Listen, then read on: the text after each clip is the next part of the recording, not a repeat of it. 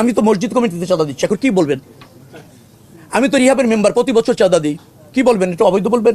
চাঁদাবাজি হচ্ছে সেইটি যেটি মানুষকে বাধ্য করে জোর করে নেওয়া হয়, তাদের নির্ধারিত প্রক্রিয়া না কোনো অবৈধ শক্তি সেটা করতে চায়। স্পেসিফিকভাবে বলেন যে এই জায়গায় এটা ঘটছে, ডেফিনেটলি নেসেসারি অ্যাকশন নেওয়া হবে। পরিষ্কার আমি করেছি, বিভিন্ন জায়গায় বলেছি, কিন্তু সমস্যাটা হচ্ছে যে সমালোচনা তো অনেকে করতে পছন্দ করেন, যারা সমালোচনা করতে চান তাদেরকে তো আর নিবৃত্ত আপনি করতে পারবেন না। আমি বুঝাতে চেয়েছি চাঁদা এবং চাঁদাবাজি দুটি জিনিস পার্থক্য আছে। চাঁদাটা কোনো কোনো সময় শ্রমিক এবং মালিকদের স্বার্থে তারা তারাই নির্ধারণ করে, মানে আমি বুঝাচ্ছি সমঝোতা করে তারা তাদের কল্যাণে কালেক্ট করে তাদের মতো ব্যয় করে, তাদের যে প্রক্রিয়া আছে সেটা তারা অনুসরণ করে।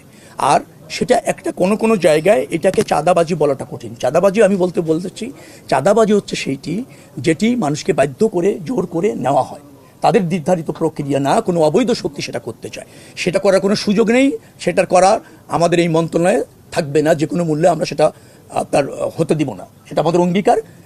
কিন্তু যে চাঁদাটাকে কোনো কোনো সময় চাঁদাবাজি বলা হয়, সেটা অনেক সময় সমঝোতা তারা করে নিয়েছেন পরিবহন মালিকরা, তাদের অর্থ তারা এই হারে কালেক্ট করে তাদের এই কল্যাণে ব্যয় করবে, সেটা আমার জায়গা থেকে রহিত করাটা কোনো সুযোগ থাকে না, আমি সেটা মিন করতে চাই।